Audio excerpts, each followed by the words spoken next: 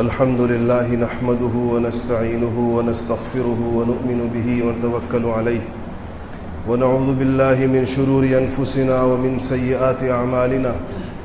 من يهده الله فلا مضل له ومن يضلله فلا هادي له ونشهد أن لا إله إلا الله وحده لا شريك له ونشهد أن سيدنا وسندنا وحبيبنا وشفيعنا ومولانا محمدا عبده ورسوله أما بعد فأعوذ بالله من الشيطان الرجيم بسم الله الرحمن الرحيم قال الله سبحانه وتعالى من المؤمنين رجال صدقوا ما عاهدوا الله عليه فمنهم من قضى نحبه ومنهم من ينتظر وما بدلوا تبديلا صدق الله العظيم۔ میرے عزیز دوستوں، بھائیوں، میرے بزرگوں، ایک آیت آپ کے سامنے قرآن کریم کی پڑھی ہے، اور یہ ان آیتوں میں سے ہے کہ جو لوگ اس کا مصداق ہیں، جن کے لیے اللہ جل شانہ نے یہ فرمایا ہے، ان کی کامیابیاں اور اللہ جل شانہ کی نگاہ کے اندر ان کا مقام اور عظمت ایسی واضح اور روشن ہے کہ حضرات صحابہ کو یہ تجسس اور ٹو ہوتی تھی کہ اللہ جل شانہ نے یہ کس کے بارے میں کہا ہے، وہ کون ہیں وہ خوش قسمت لوگ جن کے لیے اللہ جل شانہ اتنی بڑی ان کو سند عطا فرما رہے ہیں کہ کہا اللہ جل شانہ کہ من المؤمنین رجال، کہ اہل ایمان میں سے، رجال رجل کی جمع ہے اور رجل مرد کو کہتے ہیں عربی کے اندر، کہ اہل ایمان میں سے ایک گروہ ایسا ہے، من المؤمنین یعنی وہ لوگ ہیں مسلمانوں مومنوں میں سے، لیکن ایک الگ گروہ ہے، ایک الگ جماعت ہے۔ اس گروہ کی خصوصیت کیا ہے؟ صدقوا ما عاہدوا اللہ علیہ، انہوں نے اللہ جل شانہ کے ساتھ جو عہد اور جو پیمان کیا، اللہ کے ساتھ انہوں نے جو وعدہ کیا، اس وعدے کے اندر وہ بالکل سچے اور پورے اترے۔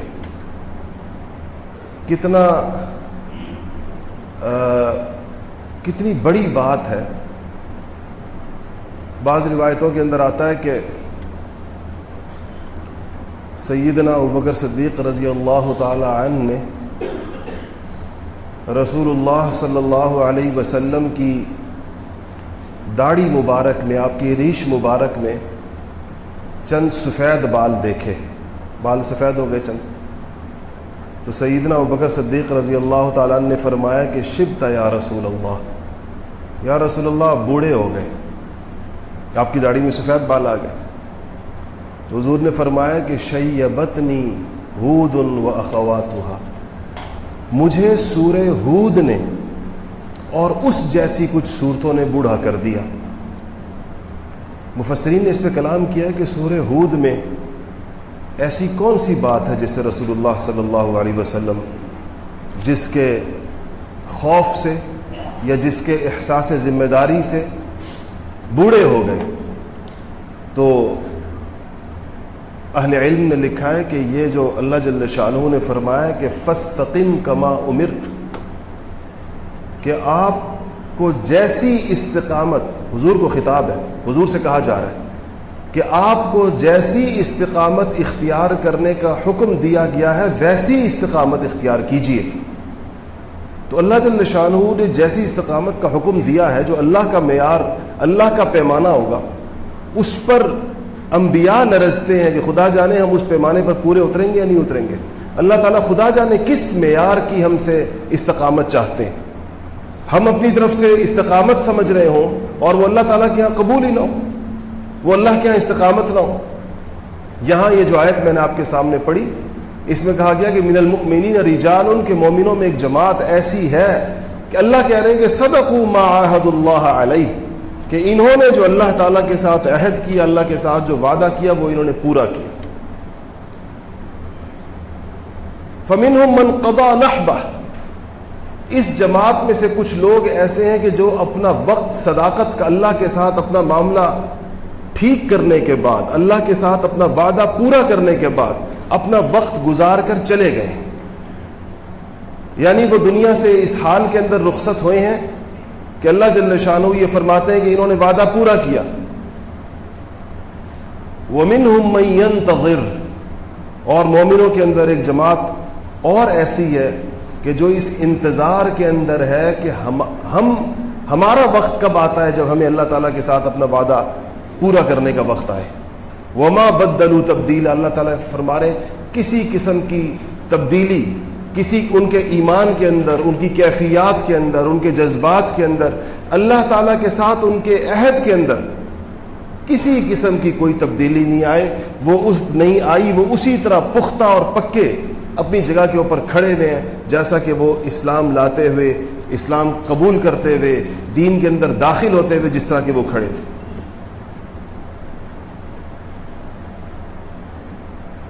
علامہ اقبال نے کہا ہے نا کہ چنگویم مسلمانم بلرزم، کہ جب میں یہ کہتا ہوں کہ میں مسلمان ہوں تو لرزتا ہوں اس بات کو کہتے ہوئے، بلرزم، لرزہ میرے اوپر طاری ہوتا ہے۔ کیوں؟ کہ دانم مشکلات لا الہ، کہ میں لا الہ کی مشکلات جانتا ہوں،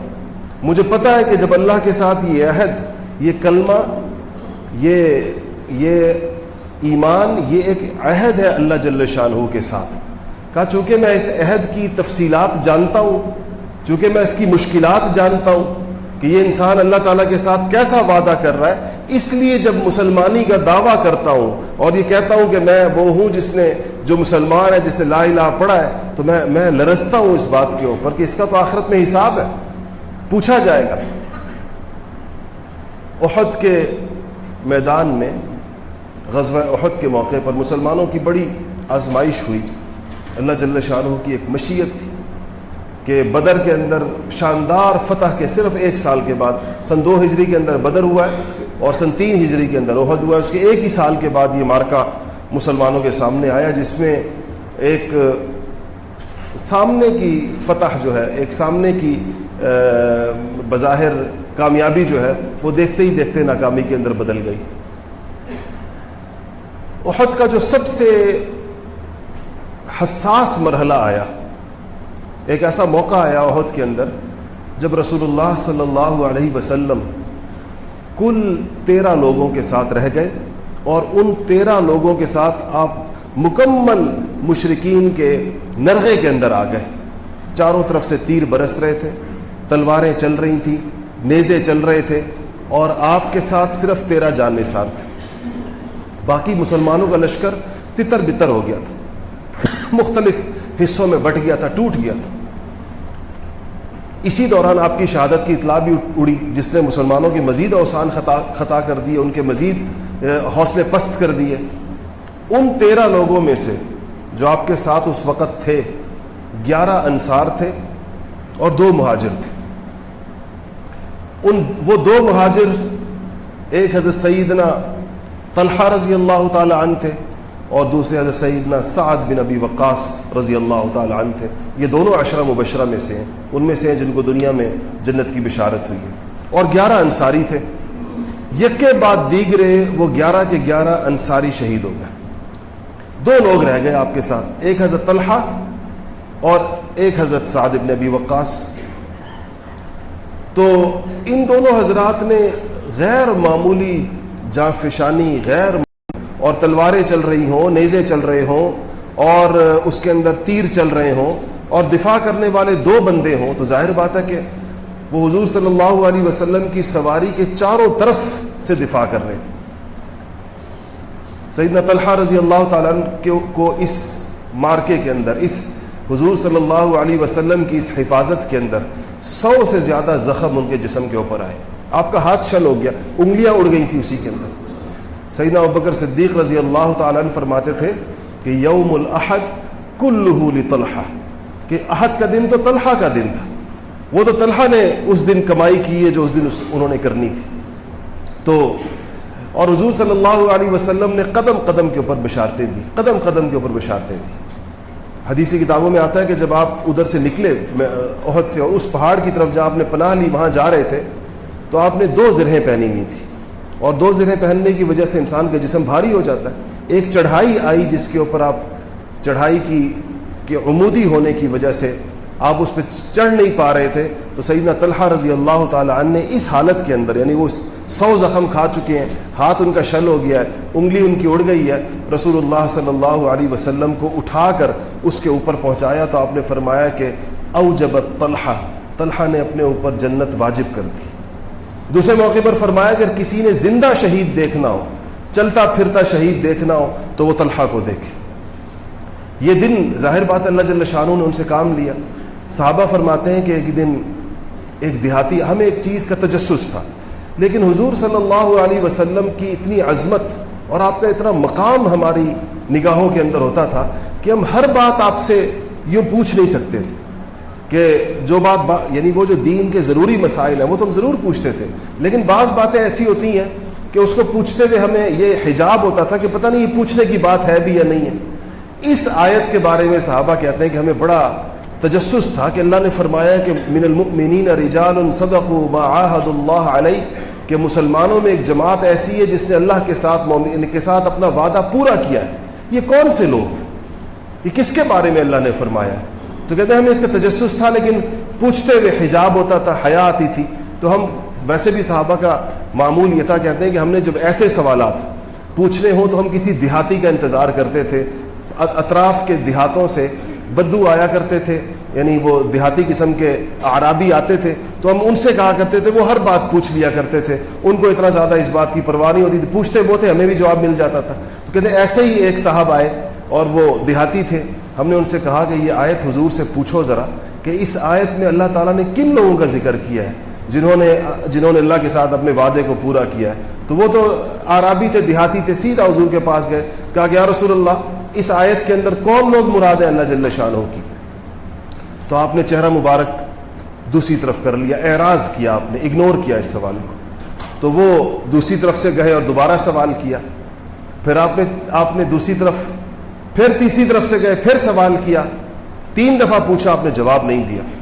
سیدنا طلحہ رضی اللہ تعالیٰ عنہ اس حدیث کو خود روایت فرماتے ہیں، کہتے ہیں آپ نے 3 دفعہ میں جواب نہیں دیا اور مسجد میں تھے آپ. کہا اتنے میں مسجد کے اندر داخل ہوا. حضرت طلحہ فرماتے ہیں، کہتے ہیں میں مسجد میں داخل ہوا تو حضور نے پوچھا کہاں گیا وہ شخص جو مجھ سے پوچھ رہا تھا کہ من المؤمنین رجال صدقوا ما عاهدوا اللہ علیہ کے اندر کون لوگ مراد ہیں؟ تو وہ آدمی سامنے آ گیا، رسول اللہ میں نے پوچھا. تو آپ نے طلحہ کی طرف اشارہ کر کے کہا کہ یہ مراد ہے اللہ تعالیٰ کا. اللہ نے ان لوگوں کے بارے میں فرمایا کہ یہ وہ لوگ ہیں جنہوں نے اللہ کے ساتھ اپنے، یعنی حضرت طلحہ کی طرف اشارے سے مراد پوری جماعت صحابہ کی طرف اشارہ ہے کہ یہ وہ لوگ ہیں جنہوں نے اللہ کے ساتھ اپنے عہد کو نبھایا ہے، کہ جب انہوں نے یہ طے کیا کہ جب اللہ جل شانہ کا حکم ہوگا جان دینے کا تو جان دیں گے، نبی کا کلمہ پڑھا ہے تو نبی کا دفاع کریں گے، اپنی جانیں قربان کر کے نبی کو بچائیں گے. نبی کے سامنے ڈھال بن کر یہ لوگ سارے غزوات کے اندر کھڑے ہوئے یا نہیں کھڑے ہوئے. حضور صلی اللہ علیہ وسلم کے بعد بھی جتنی غزوات ہوئیں اس کے اندر ان لوگوں نے جو اسلام کا تقاضا تھا اس کے مطابق عمل کیا. جیسے یہ حضرات کلمہ پڑھ کر لا الہ الا اللہ محمد الرسول اللہ پڑھ کر اپنے آپ کو اس بات کا ذمہ دار سمجھتے تھے کہ ہم ایک عہد میں اللہ تعالیٰ کے ساتھ داخل ہو گئے، ہم نے اللہ کے ساتھ ایک معاہدہ کیا. بالکل ایسا ہی عہد ہم سب نے بھی کیا اللہ تعالیٰ سے، ایک فرق کے ساتھ ہے. شاید فرق یہ ہے کہ ان حضرات نے کلمہ اپنے شعور کی زندگی کے اندر جب سارے کے سارے بالغ ہو گئے تھے، بڑے ہو گئے تھے، اس وقت ایک پورے شعور کے ساتھ، ایک سمجھ کے ساتھ، ایک اختیار کے ساتھ پڑھا. اور مجھے اور میری اور آپ کی خوش قسمتی ہے، لیکن وہ خوش قسمتی ہمارے لیے ایک رکاوٹ بن گئی کہ ہمیں یہ پتہ نہیں چلا کہ ہم نے کلمہ کب پڑھا، کیونکہ مسلمان پیدا ہوئے، پیدائشی طور پر مسلمان تھے، اور ہمیں پتہ ہی نہیں چلا کہ یہ عہد، یہ جو لا الہ الا اللہ کا عہد ہے، یہ ہماری طرف کس وقت متوجہ ہوا. عہد لا الہ الا اللہ ہے کیا؟ یعنی جب ایک انسان کہتا ہے کہ لا الہ الا اللہ، کہ کائنات کے اندر، دنیا کے اندر اور دنیا سے باہر اللہ جل شانہ کے علاوہ کوئی الہ نہیں، اس کا مطلب کیا؟ اگر ہم میں سے کسی سے یہ پوچھا جائے کہ آپ اس کو بیان کریں، دیکھیں یہ مسلمانی کی، اسلام کی بنیاد ہے، اور شاید اگر ہم سے پوچھا جائے کہ آپ اس پہ بات کریں، بتائیں، سمجھائیں، کوئی غیر مسلم ہم سے پوچھ لے، کوئی نو مسلم ہم سے پوچھ لے کہ آپ مجھے لا الہ الا اللہ کی تفصیل بتائیں کہ کیا ہے، اس سے مراد کیا ہے، تو شاید ہم چند دو چار رٹے رٹائے جملوں کے علاوہ ہم اسی کوئی تفصیل بیان نہیں کر سکتے۔ اس سے اللہ جل شانہ جب یہ کہنے والا، یہ وہ کیا چیز ہے جس کو اقبال کہتے ہیں کہ میں اس کی مشکلات جانتا ہوں، اس لیے لرزتا ہوں جب لا الہ الا اللہ کہتا ہوں، کہ یہ زبان کے بول ہیں لیکن اس کے پیچھے ایک حقیقت درکار ہے، اس کے پیچھے ایک حقیقت ہے کہ اگر انسان اس کے اوپر کھڑا ہے تو واقعی اس کا کلمہ پھر کلمہ ہے۔ آخر اس کلمے میں وہ کون سا وزن ہے جو رسول اللہ صلی اللہ علیہ وسلم نے فرمایا کہ اگر ایک پرچی پر اس کو لکھ دیا جائے اور ترازو کے ایک پلڑے کے اندر ڈال دیا جائے اور ترازو کے دوسرے پلڑے کے اندر دنیا و ما فیہا، حدیث کے الفاظ یہی ہیں نا کہ دنیا و ما فیہا، یعنی زمین بھی، ساتوں زمینیں، ساتوں آسمان، اس دونوں کے درمیان موجود سب کچھ، سارے سمندر، سارے دریا، ساری مخلوقات، یہ سب کچھ اگر اس دوسرے پلڑے کے اندر ڈال دیا جائے تو آپ نے فرمایا کہ یہ لا الہ الا اللہ والا پلڑا بھاری ہے۔ وہ کیا چیز ہے؟ وہ اس کی حقیقت ہے لا الہ الا اللہ کی۔ وہ لا الہ الا اللہ کے فقط بول نہیں ہے، وہ اس کی حقیقت ہے۔ اس حقیقت کے اندر اس انسان کا اللہ جل شانہ کے ساتھ اس کلمے کی بنیاد پر جب وہ اللہ تعالیٰ کو اپنا خالق، اپنا مالک، اس پوری کائنات کا کارساز، اس کو چلانے والا اور ہر چیز میں اللہ تعالیٰ کا امر دوڑتا ہوا جب وہ دیکھ لیتا ہے، علماء نے یہ سوال اٹھایا ہے کہ اللہ جل شانہ نے قرآن کے اندر یہ فرمایا ہے کہ اللہ کی وحدانیت کے، کہ اللہ ایک ہے، اس بات کی گواہ مسلمان بھی ہیں، اللہ کی وحدانیت کے۔ تو گواہی کی شہادت جس کو عربی میں کہتے ہیں، گواہی کی شرط کے اندر فقہا نے یہ لکھا ہے کہ انسان نے اپنی آنکھ سے دیکھا۔ آپ اپنی معلومات کی بنیاد پر گواہی نہیں دے سکتے۔ گواہی کا مطلب کیا ہوتا ہے کہ آپ نے اس کو اپنی آنکھ سے دیکھا ہے، تب آپ گواہی دیں گے۔ میرے خیال ہے دنیا کی عدالتوں میں بھی ایسا ہی ہوتا ہوگا۔ آپ یہ تو نہیں کہہ سکتے کہ میں نے سنا ہے اس لیے میں گواہی دے رہا ہوں، مجھے کسی نے بتایا ہے تو اس لیے میں گواہی دے رہا ہوں۔ گواہی تو اس کو کہتے ہیں کہ آپ کہیں کہ میں نے اپنی آنکھ سے دیکھا ہے۔ تو اللہ جل شانہ فرماتے ہیں کہ میری وحدانیت کی گواہی مسلمان دیں گے، کہ میں ایک ہوں، اس کی گواہی مسلمان دیتے ہیں۔ تو مفسرین نے کہا ہے کہ جس نے اللہ کو دیکھا نہیں ہے، ہم میں سے کون یہ دعویٰ کر سکتا ہے کہ اس نے اللہ کو دیکھا ہے؟ کوئی نہیں یہ دعویٰ کر سکتا۔ تو جب دیکھا نہیں ہے تو ہم گواہی کیسے دیں گے؟ اور اللہ نے فرمایا کہ دیں گے اور دیتے ہیں۔ تو یہاں مفسرین نے لکھا ہے کہ یہ گواہی، اس گواہی میں جو اللہ کو دیکھنے کی بات ہے، وہ آنکھ سے دیکھنے، اس ظاہری آنکھ سے دیکھنے کی بات نہیں ہے، وہ دل کی آنکھ سے اللہ جل شانہ کی عظمت اور اس کی صفات کو دیکھنے کی بات ہے۔ کہ انسان کی جب دل بینا ہو جائے، جب اس کے دل کے اندر اللہ تعالیٰ کی عظمت اور اس کی توحید اتر آئے واقعی حقیقی معنوں کے اندر، تو پھر اس کا دل گواہی دیتا ہے، وہ بتاتا ہے کہ اللہ جل شانہ کی صفات کیا ہیں، اللہ تعالیٰ کی وحدانیت سے مراد کیا ہے، اللہ کی خالقیت سے مراد کیا ہے، اس کی مالکیت سے مراد کیا ہے، اس کے تمام کائنات کا نظام چلانے، جس کو متصرف الامور، ہر چیز میں اللہ کے حکم ہونے سے مراد کیا ہے۔ یہ اسلام کی اور عقیدہ توحید کی بنیاد ہے، اس پر پوری عمارت کھڑی ہوئی ہے۔ اگر یہ بنیاد کمزور ہے تو پوری عمارت کا کوئی اعتبار نہیں ہے، اور اگر یہ بنیاد مضبوط ہے تو یہ وہ چیز ہے جس کے بارے میں کہا گیا کہ یہ چیز بالآخر اس کو، چاہے وہ جتنا بھی دنیا کے اندر گناہ گار ہو، یہ وہ چیز ہے جو اس کو کھینچ کر آخر کے اندر جنت کے اندر لے جانے کا باعث بنے گی۔ اسی طرح محمد الرسول اللہ عہد ہے صرف اس اقرار سے کہ رسول اللہ صلی اللہ علیہ وسلم اللہ جل شانہ کے رسول ہیں، یہ تو اس کے الفاظ ہیں، یہ تو لیکن اس کے پیچھے کیا تفصیل ہے؟ اس کے پیچھے یہ تفصیل ہے کہ یہ انبیاء اس کے لیے سمجھنے کی یہ ضرورت ہے کہ انبیاء علیہ الصلوۃ والسلام دنیا میں آتے کس لیے، اللہ بھیجتا کیوں؟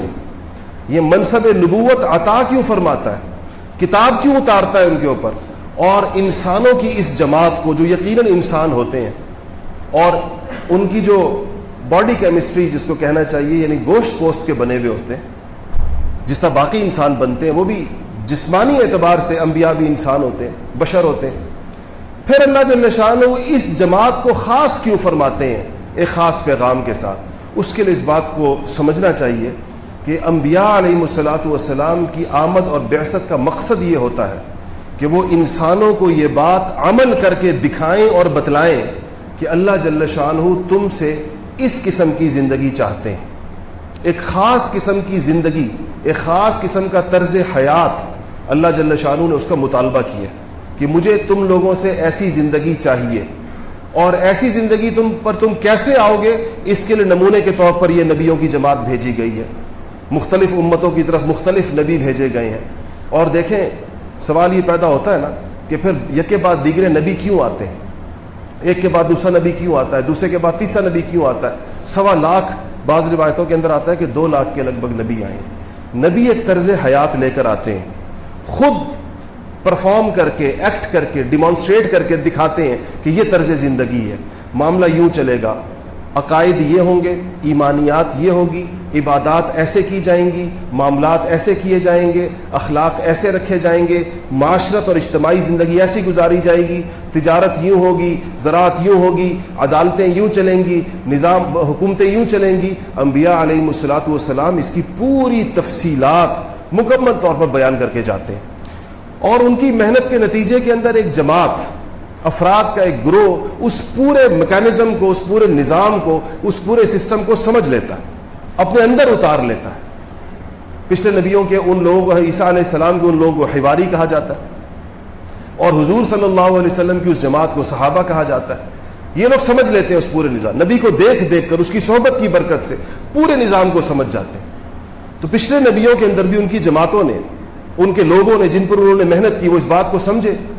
اور نبیوں کے جانے کے بعد وہ انسانیت کے سامنے وہی نمونہ کھڑا کر دیتے ہیں، پوری عالم انسانیت کے سامنے، پوری دنیا کو بتاتے ہیں کہ یہ نبیوں کا طریقہ ہے، آسمانوں سے اترا ہوا طرز زندگی ہے، اور اللہ کا مطالبہ ہے، اللہ کو چاہیے تم سے اس طریقے سے، اس کے علاوہ کوئی رستہ نہیں ہے تمہارے پاس۔ جب وہ قومیں، جب وہ امتیں اپنے نبیوں کے پیغام کو فراموش کر دیتی ہیں، اس طرز زندگی سے دور ہو جاتی ہیں، دور ہونا وہ شروع ہو جاتی ہیں، آخری مرحلہ اس کا وہ آتا ہے جب ان امتوں کے علماء بھی اس طرز کو چھوڑ دیتے ہیں۔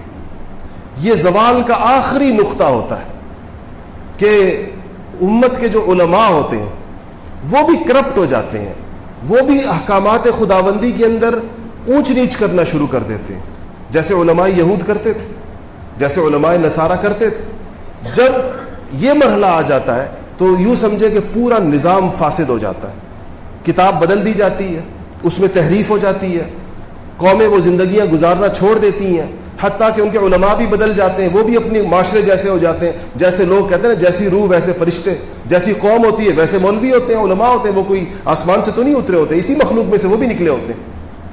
پھر اللہ جل شانہ جب اس فساد کو دیکھتے ہیں کہ اب پوری دنیا کے اندر کہیں پر بھی نبیوں کے پیغام کو بتانے والی کوئی جماعت نہیں رہی، نبیوں کی زندگیوں کو پیش کرنے والے لوگ نہیں رہے، انسانیت کے سامنے حقانیت کی دعوت و تبلیغ والی جماعت نہیں رہی، تو اللہ جل شانہ پہ نئے نبی کو بھیج دیتے تھے، بعض اوقات پرانی کتاب کے ساتھ، بعض اوقات نئی کتاب کے ساتھ۔ نیا نبی آتا ایک نئے جوش اور ولولے کے ساتھ، لوگوں کو پھر اللہ تعالیٰ کے ساتھ جوڑتا تھا۔ یہی سلسلہ، یہ 1.25 لاکھ نبی اس لیے آئے اس دنیا کے اندر، اور کبھی ایک وقت کے اندر کئی آتے تھے، کیونکہ ان نبیوں کو علاقہ دیا جاتا تھا کہ ایک نبی مصر کے لیے تو ایک نبی شام کے لیے، ایسا بھی ایک وقت میں بنی اسرائیل کے اندر کئی نبی مبعوث ہوئے۔ محمد الرسول اللہ صلی اللہ علیہ وسلم آخری نبی ہے، آپ کے اوپر اللہ نے نبوت کا دروازہ بند کر دیا۔ اس کے بعد ایک بات طے ہے، اللہ نے دو چیزیں طے ہیں، ایک یہ کہ اس کتاب میں تبدیلی نہیں ہو سکتی، اللہ نے خود اس کا ذمہ لیا، وَإِنَّا نَحْنُ نَزَّلْنَا الذِّكْرَ وَإِنَّا لَهُ لَحَافِظُونَ۔ اللہ نے فرمایا یہ قرآن ہم نے اتارا ہے، ہم خود اس کی حفاظت کریں گے۔ انجیل کی طرح انجیل کی حفاظت نصارہ کے ذمے تھی، یا تورات کی حفاظت یہود کے ذمے تھی، یا زبور کی حفاظت اس قوم قوم کے پاس تھی، اس قرآن کی حفاظت میرے اور آپ کے ذمے نہیں، اللہ جل شانہ نے اپنے ذمے لی ہے۔ ایک تو یہ محفوظ رہے گا قیامت تک، اور اس کی وجہ بھی بڑی واضح ہے کہ اور کتاب نہیں آنی۔ اگر کوئی اور کتاب آنی ہوتی تو اس کے ساتھ بھی وہی معاملہ ہوتا جیسے پچھلی کتابوں کے ساتھ ہوا۔ دوسرا، ایک نہ ایک جماعت، انسانوں کا ایک نہ ایک گروہ پوری دنیا میں کہیں نہ کہیں انبیاء علیہ الصلوۃ والسلام کی زندگیوں کا نقشہ انسانیت کے سامنے پیش کرتا رہے گا۔ یہ لوگ زندہ رہیں گے دنیا کے اندر کہ جن کو دیکھ کر، جن کے ساتھ رہ کر، جن کے معاملات کو دیکھ کر، جن کے اخلاق کو دیکھ کر، جن کی عبادات کو دیکھ کر، جن کے ایمان کو دیکھ کر، جن کی صداقت امانت کو دیکھ کر، جن کے حیا اور حوصلے کو دیکھ کر، جن کی شجاعت اور سخاوت کو دیکھ کر، جن کی تجارت اور زراعت کو دیکھ کر، جن کی عدالت اور حکومت کو دیکھ کر لوگوں کو یہ تصور ملے گا اور یہ نقشہ ملے گا کہ انبیاء علیہ الصلوۃ والسلام کی زندگیاں ایسی ہوا کرتی تھی۔ یہ نبیوں کی لائی ہوئی زندگیوں کی تصویر ہے جو ان لوگوں کے اندر، یہ اللہ جل شانہ دنیا میں اس کو اٹھائیں گے نہیں، قیامت تک ختم نہیں فرمائیں گے، کیونکہ اگر یہ اٹھ گیا تو لوگوں کے اوپر سے اس بات کا وجوب اٹھ جائے گا کہ آخر لوگ کیسے عمل کریں، کس کو دیکھ کر عمل کریں، کس چیز پر عمل کریں۔ یہ لوگ موجود رہیں گے اس دنیا کے اندر۔ مطالبہ مسلمانوں سے یہ ہے، اور یہ امانت مسلمانوں کے حوالے ہے کہ یہ اس چیز کو پوری انسانیت کے سامنے پیش کریں،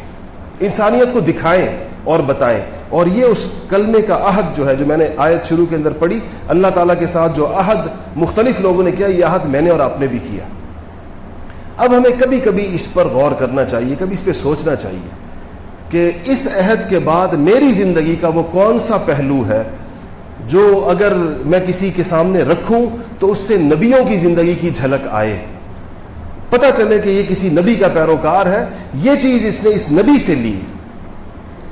اور ویسے ہمیں کبھی اس پر بھی غور کرنا چاہیے کہ اگر کوئی غیر مسلم یا کوئی نو مسلم نیا مسلمان ہوا ہو، وہ اگر اسلام کی کوئی عملی شکل دیکھنا چاہے،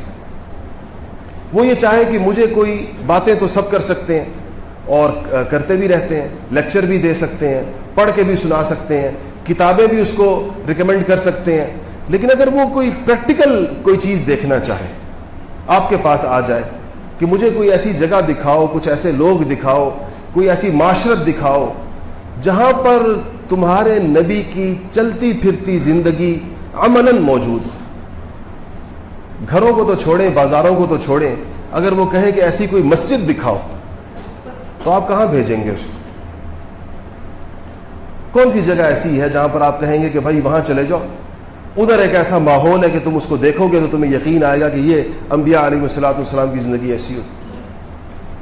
یقیناً یہ میں نہیں کہتا کہ بالکل ختم ہو گئی، لیکن انفرادی طور پر لوگ ضرور موجود ہیں،